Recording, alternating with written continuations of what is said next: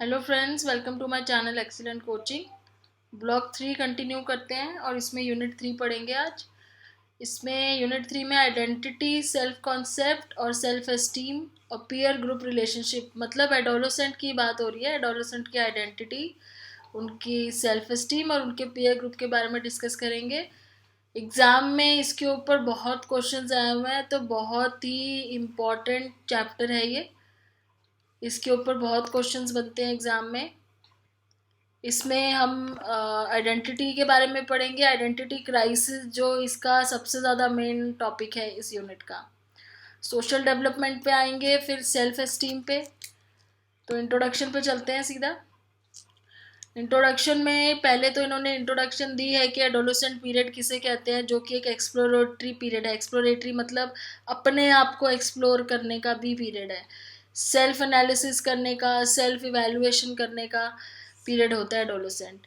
और इसी प्रोसेस के अंदर सेल्फ एनालिसिस और सेल्फ इवैल्यूएशन में ही एक प्रोसेस होता है जिसको बोलते हैं आइडेंटिटी सर्च, अपनी खुद की आइडेंटिटी ढूंढने का। तो search for identity during adolescent period is very much affected by social world. Identity कैसे इस पीरियड में बनती है एडोलेसेंट्स की, उनके सोशल वर्ल्ड के थ्रू बनती है, उनके पीयर ग्रुप से, उनके पेरेंट्स से, उनके स्कूल से और नेबरहुड से।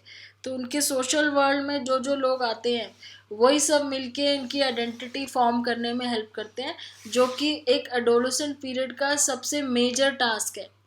तो सबसे बड़ा टास्क है एडोलेसेंट पीरियड का identity formation. Identity formation involves successful negotiation of a variety of activities and relationship। तो आइडेंटिटी फॉर्मेशन में क्या होता है, बहुत सारी एक्टिविटीज़ और बहुत सारे रिलेशनशिप के बीच में नेगोशिएशन चलता है। नेगोशिएशन चलने का मतलब ये है कि कभी तो ऐसा लगता है कि वो इस एक्टिविटी में, उनको लगता है हम इस एक्टिविटी में बहुत अच्छे हैं तो हम ये बन सकते हैं। कभी उन्हें लगता है कि नहीं, हमारा रिलेशनशिप के हिसाब से हम उसमें बहुत अच्छे हैं तो वो हमारा दोस्त है। तो ये सारी चीज़ें घूमती फिरती रहती है और एडोलेसेंट्स के आसपास। कभी किसी एक्टिविटी में ज़्यादा इन्वॉल्व होना, कभी रिलेशनशिप में ज़्यादा इन्वॉल्व होना, स्कूल के थ्रू या अपने सोशल रिलेशंस के थ्रू, जितने भी उनके आसपास की चीज़ें हैं। करियर इंटरेस्ट को डेवलप करना बहुत ज़रूरी होता है, क्योंकि आगे उनको अपना करियर बनाना होता है। तो एक आइडेंटिटी इस बेस पे भी फॉर्म करनी बहुत ज़रूरी होती है कि वो किस करियर में आगे जाएंगे। जेंडर, एथनिसिटी, सेक्सुअल ओरिएंटेशन, ये सारी चीज़ें मिलके इनकी आइडेंटिटी बनाती हैं कि उनका जेंडर रोल क्या रहेगा, एथनिसिटी क्या रहेगी, सेक्सुअल ओरिएंटेशन क्या होगी। ये सारी चीज़ें अभी फॉर्म हो रही होती हैं। ये सारे एक्सपीरियंसेस सब मिलके उनकी आइडेंटिटी बनाते हैं। एडोलेसेंट एज में, खासकर अर्ली एडोलेसेंट में, कोई चीज़ फिक्स नहीं होती है। उस टाइम डेवलप हो रहा होता है सब कुछ। हो सकता है एक्टिविटी जो अभी उनको पसंद है बाद में ना पसंद आए, जो फ्रेंड उनको अभी अच्छा लगता है बाद में ना अच्छा लगे, जो आदतें उनकी अभी हैं बाद में ना हो।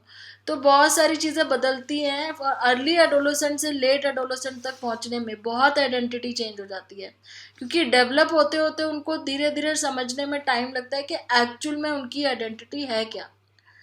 आइडेंटिटी डेवलपमेंट में 2 स्टेप्स हैं। पहला ये है कि adolescent must break away from childhood belief to explore alternatives for identity in a particular area.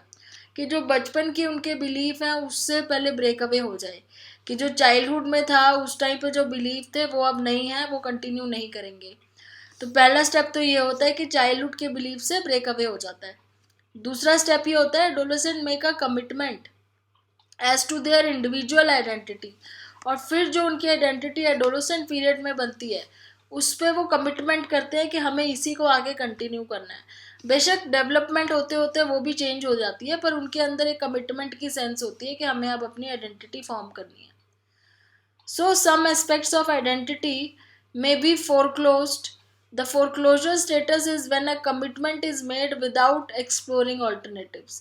तो अगर आप ऑल्टरनेटिव एक्सप्लोर करते रहोगे तो आपकी आइडेंटिटी और ज़्यादा डेवलप होगी और चेंज होती जाएगी और उतना ज़्यादा ही एक्सपोजर होगा। लेकिन अगर एक ही जगह पे रुक जाएंगे, अगर जैसे बच्चे कुछ होते हैं ना जो एक्टिविटीज़ में पार्टिसिपेट ही नहीं करते हैं, उन्हें पता ही नहीं चलता कि वो किस चीज़ में अच्छे हैं, या वो किसी के साथ सोशली इन्वॉल्व नहीं होते हैं, तो उनको उनकी आइडेंटिटी नहीं डेवलप हो पाती है।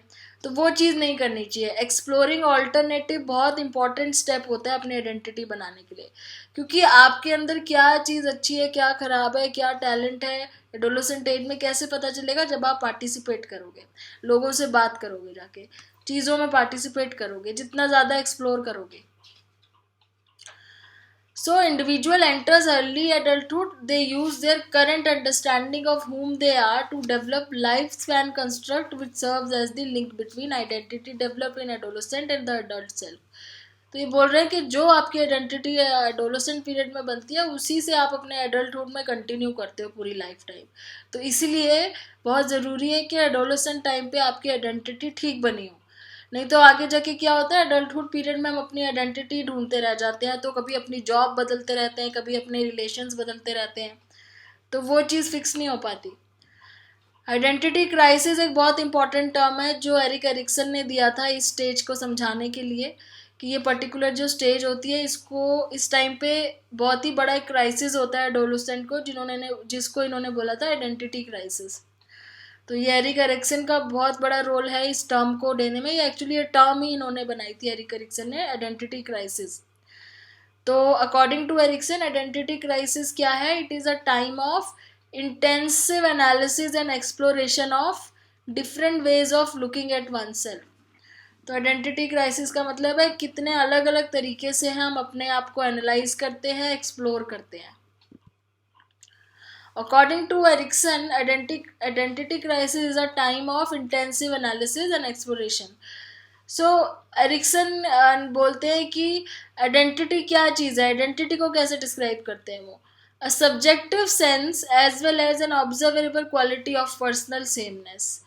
तो एक सब्जेक्टिव सेंस अपनी खुद की, कि हम अपने आप को किस तरीके से देखते हैं और क्या सोचते हैं हम अपने बारे में, उसको इन्होंने बोला आइडेंटिटी। फिर एक और मॉडल है जिसके बारे में आगे हम डिस्कस करेंगे चैप्टर में, जिसको मार्शियाज मॉडल बोला हुआ है।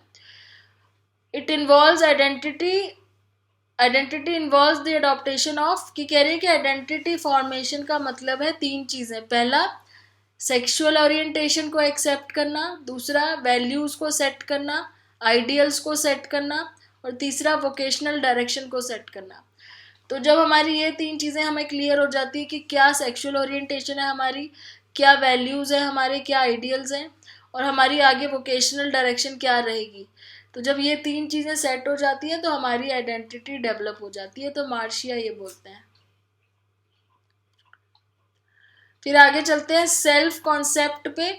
सेल्फ कॉन्सेप्ट क्या है? सेल्फ कॉन्सेप्ट का मतलब है अपने बारे में नॉलेज होना, कि आपकी अपने बारे में क्या नॉलेज है, आप अपनी पर्सनालिटी को किस तरीके से देखते हो, फिजिकल कैरेक्टरिस्टिक्स को क्या बोलते हो, अपने एबिलिटीज़, अपनी वैल्यूज़, अपने गोल्स और अपने रोल्स। ये सारी चीज़ें अगर आपको पता है कि आपकी पर्सनालिटी कैसी है, आपके फिजिकल कैरेक्टरिस्टिक्स कैसे हैं, क्या क्या एबिलिटीज़ हैं आपके अंदर, क्या वैल्यूज़ आपके लिए इम्पॉर्टेंट हैं, क्या गोल्स हैं आपकी लाइफ में, और आपके एज अ सोसाइटी मेंबर आपके क्या रोल हैं, तो ये आपका सेल्फ कॉन्सेप्ट फॉर्म करता है। तो यही चीज़ एडोलेसेंट पीरियड में बहुत एब्स्ट्रैक्ट होती है और बहुत कॉम्प्लेक्स होती है, क्योंकि उस टाइम पे ये सब चीज़ें डेवलप हो रही होती हैं, फिक्स नहीं हुई होती हैं। सेल्फ कॉन्सेप्ट चेंज होता रहता है, पहले नेगेटिव होता है, धीरे धीरे पॉजिटिव होता है। जब अपने सोसाइटी वालों से, अपने सोशल वर्ल्ड से हेल्प मिलती है एडोलेसेंट को, तो धीरे धीरे उसका सेल्फ कॉन्सेप्ट पॉजिटिव होने लगता है। सेल्फ कॉन्सेप्ट और self identity is the sum total of being, knowledge and understanding of his और हर सेल्फ। तो सेल्फ कॉन्सेप्ट और सेल्फ आइडेंटिटी कह रहे हैं दोनों चीज़ को मिला के बनता है, अपनी खुद के बारे में नॉलेज होना और अपने बारे में अंडरस्टैंडिंग होना। इन दोनों चीज़ों को अगर हम मिला दें तो सेल्फ कॉन्सेप्ट बनता है। और सेल्फ कॉन्सेप्ट जो है इसके कुछ कंपोनेंट्स हैं, जिसके अंदर फिजिकल सेल्फ आ जाती है, साइकोलॉजिकल सेल्फ आ जाती है, सोशल एट्रीब्यूट्स आ जाते हैं। ये सारी जो डोमेन्स होते हैं हमारे, ये सारी चीज़ें मिला के एटीट्यूड आ जाता है हमारा। तो ये सारी चीज़ें मिला के सेल्फ कॉन्सेप्ट बनता है। Self concept refers to evaluation और सेल्फ परसेप्शन। अपने आप की इवैल्यूएशन करना, जिसमें हम अपने आप को पॉजिटिव या नेगेटिव लेके चलते हैं, अगर तो हमारा सेल्फ कॉन्सेप्ट बहुत अच्छा है हमारे लिए, कि हमारे अंदर, अगर हम ऐसा सोचते हैं कि हमारे अंदर बहुत अच्छी एबिलिटीज़ हैं, हम बहुत केपेबल हैं, हमारे रिलेशंस बहुत अच्छे हैं सबसे, तो हमारा पॉजिटिव सेल्फ कॉन्सेप्ट बनता है। अगर हम इसका उल्टा सोचते हैं तो नेगेटिव बन जाता है। तो ये हम अपने आप को सेल्फ इवेलुएट कर रहे हैं कि हम पॉजिटिव साइड में आते हैं कि नेगेटिव साइड में। तो ये हमारे खुद को लेकर हमारे बिलीफ हैं, हमारे एट्रीब्यूट्स हैं जो हमें हमारा सेल्फ कॉन्सेप्ट बनाते हैं। और इन्हीं सेल्फ कॉन्सेप्ट को लेकर एक एडोलेसेंट अपने आप को इवेलुएट करता है अलग अलग एरियाज में, कि मैं सोशल रिलेशनशिप में कैसा हूँ, मैं इमोशनल डेवलपमेंट में कैसा हूँ, क्या मैं इमोशंस कंट्रोल कर सकता हूँ या फिर मैं बहुत ज़्यादा इमोशनल हूँ, क्या मेरे रिलेशन दूसरों से अच्छे हैं या नहीं हैं, क्या मैं फिजिकली अट्रैक्टिव हूँ या नहीं हूँ। तो एक एडोलेसेंट बहुत तरीके से अलग अलग डोमेन्स में अपने आप को इवेलुएट करता है। तो ये सारी चीज़ें इंट्रोडक्शन में दी हैं जो हम आगे डिटेल में पढ़ेंगे। ऑब्जेक्टिव्स वही हैं हमारे, कि एक तो आइडेंटिटी और आइडेंटिटी क्राइसिस पढ़ेंगे, मार्शियास का आइडेंटिटी क्राइसिस भी पढ़ेंगे, और सोशल डेवलपमेंट और ईगोसेंट्रिज्म पे जाएंगे फिर, और लास्ट में सेल्फ कॉन्सेप्ट और सेल्फ एस्टीम। तो पहले आता है आइडेंटिटी इन एडोलेसेंस।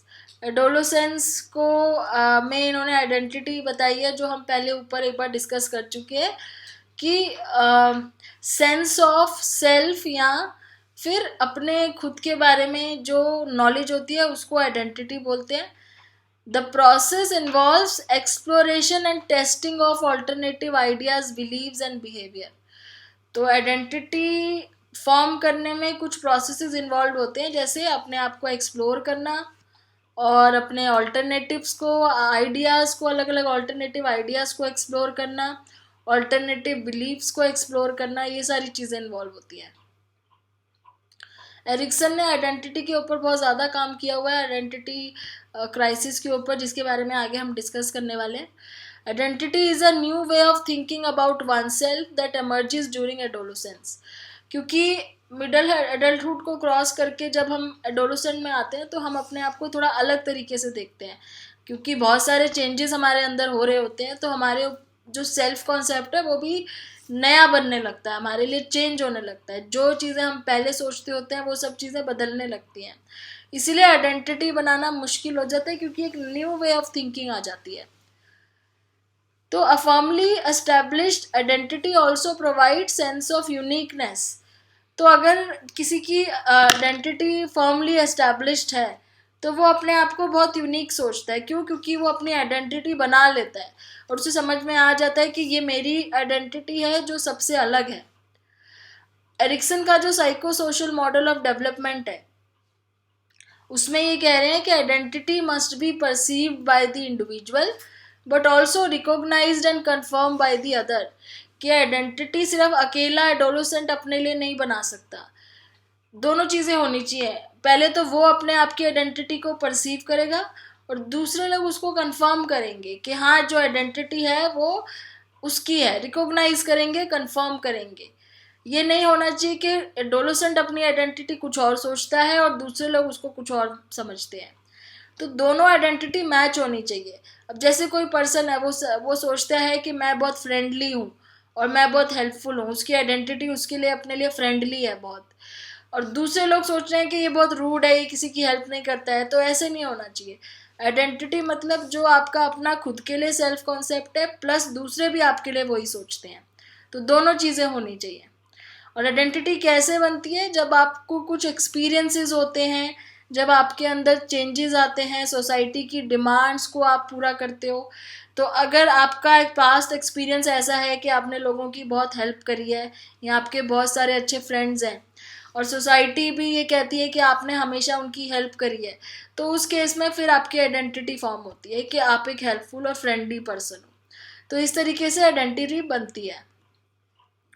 तो आइडेंटिटी बनाने का मतलब क्या है? अपने आप को पहचानना, जो कि कहते हैं कि एक इन्फेंट के टाइम से ही डिस्कवरी ऑफ सेल्फ शुरू हो जाती है। एक बच्चा खुद से अपने आप को धीरे धीरे आइडेंटिफाई शुरू कर देता है करना, पहले जब वो इन्फेंट होता है, फिर जब वो चाइल्डहुड स्टेज में आता है। लेकिन फोकस ज़्यादा कब होता है? जब एडोलेसेंट होता है, क्योंकि उस टाइम उसका पूरा ध्यान अपने ऊपर होता है। छोटा बच्चा भी अपने ऊपर फोकस करता है क्योंकि उस टाइम उसको किसी और का पर्सपेक्टिव पता ही नहीं होता है, तो वो खाली अपने बारे में सोचता है। फिर मिडल अडल्टहुड में जाके वो दूसरों के बारे में सोचना शुरू करता है। लेकिन एडोलेसेंस एक ऐसा पीरियड होता है जब उसको सब कुछ पता होते हुए भी उसका फोकस अपने ऊपर ही रहता है। तो इसलिए इस टाइम पे आइडेंटिटी फॉर्मेशन बहुत इंपॉर्टेंट हो जाता है। Erik Erikson identified the goal of adolescence as achieving a coherent identity and avoiding identity confusion. तो ये एरिक्सन कह रहे हैं कि एडोलेसेंट पीरियड का सबसे बड़ा गोल यही होता है कि एक कोहेरेंट आइडेंटिटी पहचान पाए और कंफ्यूजन ना हो, कोई आइडेंटिटी कंफ्यूजन नहीं होनी चाहिए।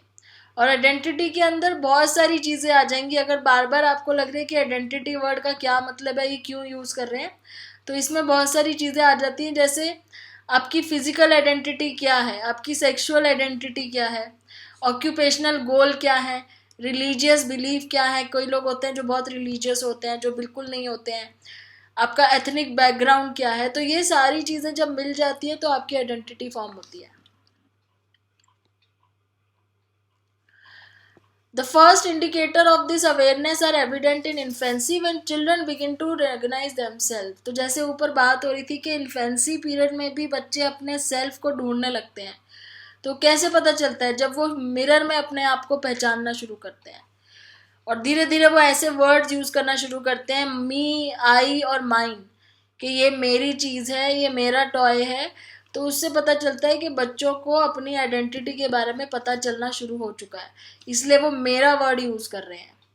तो एरिक्सन की जो स्टेज है, अगर आपको याद हो, autonomy versus shame and doubt एक स्टेज होती है जहाँ पे इन्फेंट जो है वो अपनी खुद की ऑटोनॉमी डेवलप करने की कोशिश करता है, इंडिपेंडेंटली कुछ करने की कोशिश करता है। तो वहीं से उसकी आइडेंटिटी बननी शुरू होती है, एक इंडिपेंडेंट पर्सन की तरह। अगर वो ना कर पाए तो फिर वो फुल टाइम आगे लाइफ टाइम अपना शेम एंड डाउट में रह जाता है।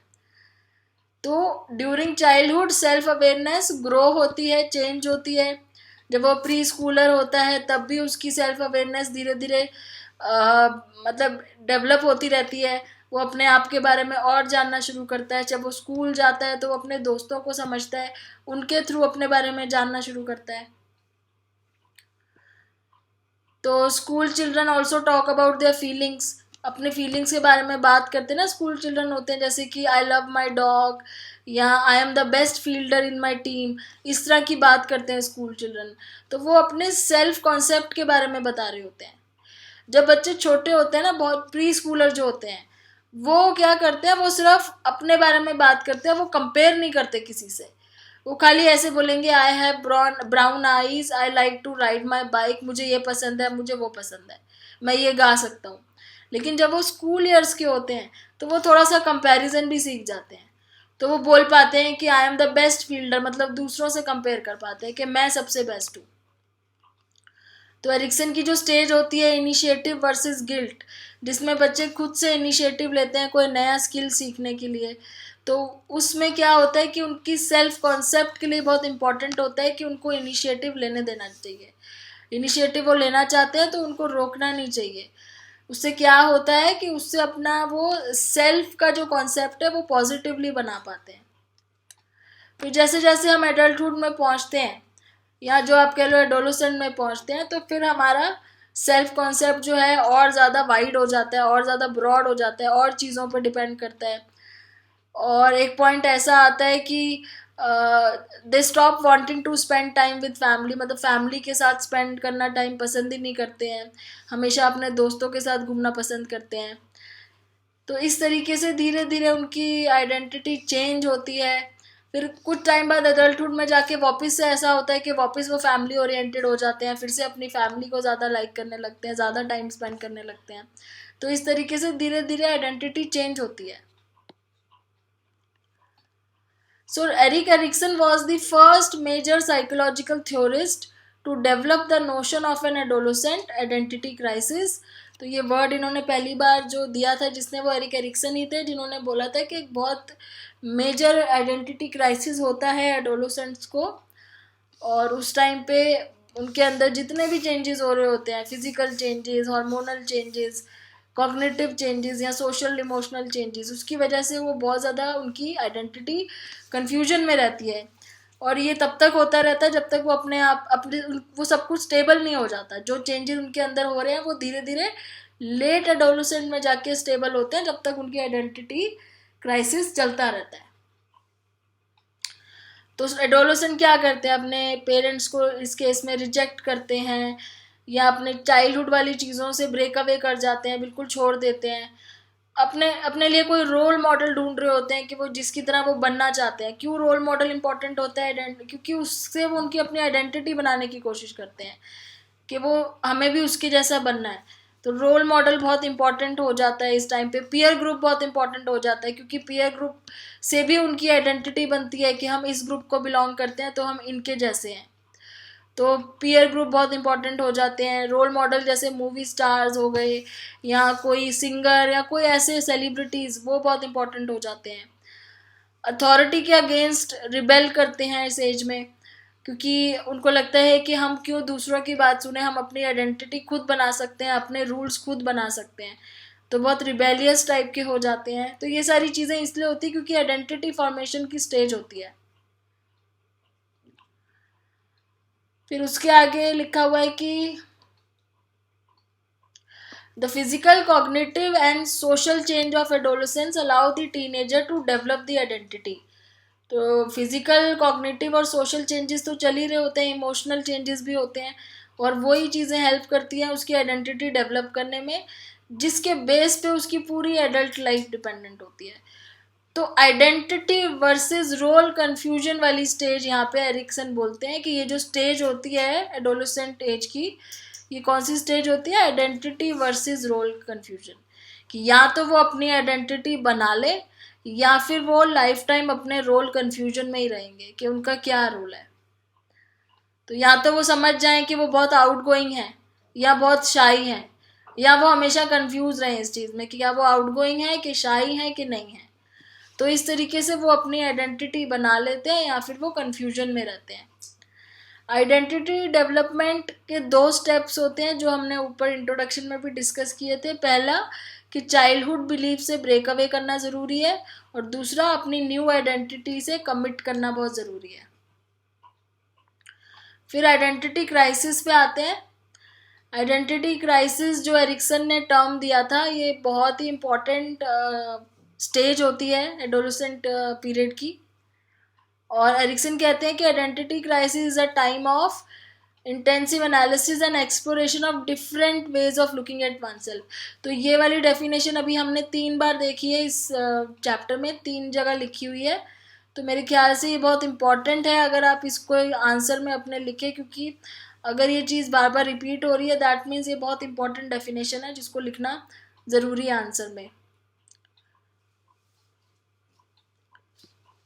फिर उसके बाद एरिक्सन के ऊपर ही इन्होंने बात की हुई है कि एरिक्सन के अकॉर्डिंग आइडेंटिटी सब्जेक्टिव सेंस होती है, अपनी ऑब्जर्वेबल क्वालिटी होती है। ये वही सारी चीज़ें हैं जो इंट्रोडक्शन में भी हमने पढ़ी थी कि एरिक्सन बोलते हैं कि अपने आप सब्जेक्टिव मतलब अपने तरीके से देखना। तो जब हम अपने तरीके से अपने आप को देखते हैं तो उसको बोलते हैं आइडेंटिटी, या सेल्फ कॉन्सेप्ट भी बोल सकते हो। और जैसे आप इसमें ये समझ लो कि आपको ये पता है कि आपकी बॉडी टाइप कैसी है, आपका टेम्परामेंट कैसा है, आपकी इंटेलिजेंस लेवल कितना अच्छा है कितना ख़राब है। तो ये सारी चीज़ें मिला के आपकी आइडेंटिटी बनाती है। फिर आते हैं एरिक्सन क्या कह रहे हैं कि एरिक्सन की जो स्टेज है psycho social development. The emergence of an identity crisis occurred during teenage years in which people struggle between feeling of identity versus role confusion। तो ये वही चीज़ बार बार रिपीट हो रही है। तो अब इसके बाद एरिक्सन के बाद आते हैं जेम्स मार्शिया पे, जो इन्होंने अपनी खुद की भी कुछ स्टेजेस दी थी आइडेंटिटी डेवलपमेंट के। तो इनका जो आइडेंटिटी डेवलपमेंट की स्टेजेस है उसके बारे में डिस्कस करते हैं। तो यहाँ पे जेम्स मार्शिया कह रहे हैं कि refined and extended Erikson work, इन्होंने एरिक्सन का ही एक्चुअली जो काम है ना उसको और बेटर तरीके से समझाने की कोशिश की थी। और जो इनका मॉडल है मार्शियाज मॉडल, उसमें यह है कि आइडेंटिटी के अंदर 3 चीज़ें आ जाती है। पहला आपकी सेक्सुअल ओरिएंटेशन कैसी है, दूसरा आपकी क्या वैल्यूज़ और आइडियल्स हैं, और तीसरा आपकी वोकेशनल डायरेक्शन क्या है, किस तरफ जाते हो आप वोकेशन में।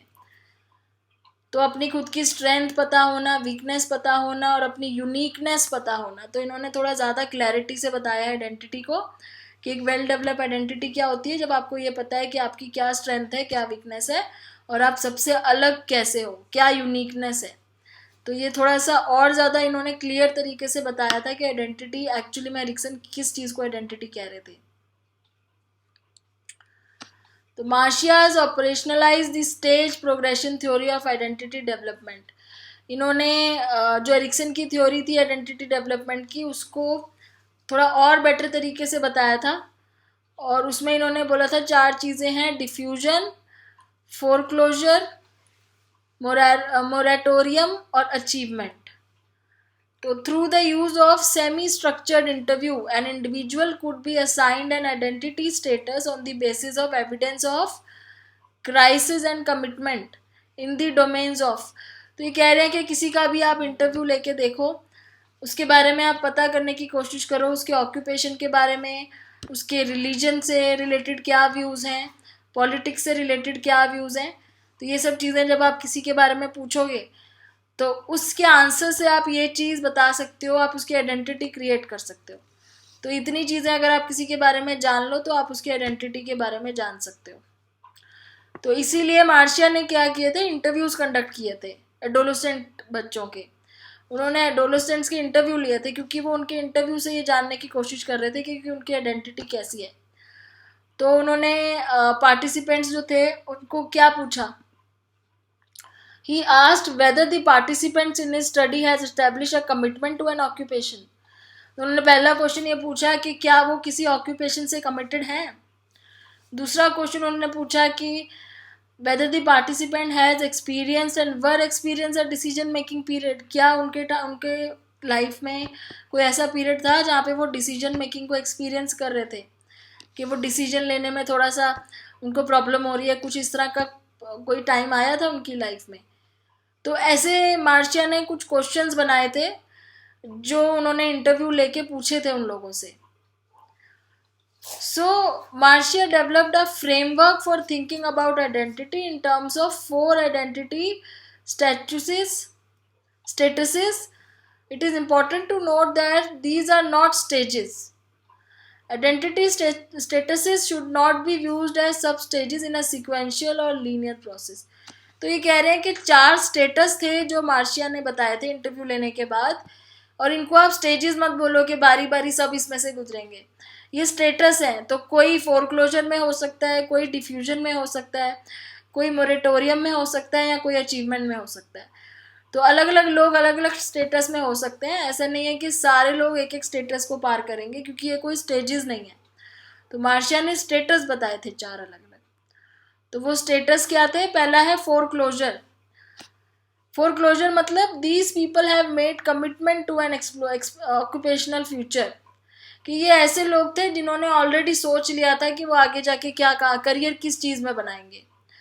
उन्होंने कमिटमेंट कर ली थी अपने ऑक्यूपेशनल फ्यूचर की, और इनको कोई आइडेंटिटी क्राइसिस नहीं हुई थी। So they have conform to the expectation of others concerning their future.